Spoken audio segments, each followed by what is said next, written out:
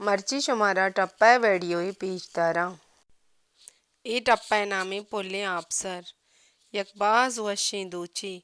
बाज मर्दुमा दूत का गोरा कुता बाजे मर्दुमे शे दूचगा हिंती ई दूच बाज जल्दी मशहूर बुत्ता लत्ते दूच जल्दी मशहूर बुत्तगा चूँकि आपसरे जीद रेंदानी ताज नेशनल पार्टी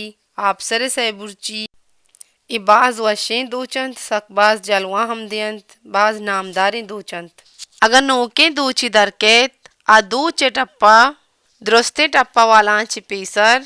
शुमारा उस्ताद मोल्ला राशिदी किर्रा दस्तकपित नामा बियाल मकनित उस्ताद मोल्ला राशिद गुल दूजी आजाद स्टार प्लस मार्केट तुरबत।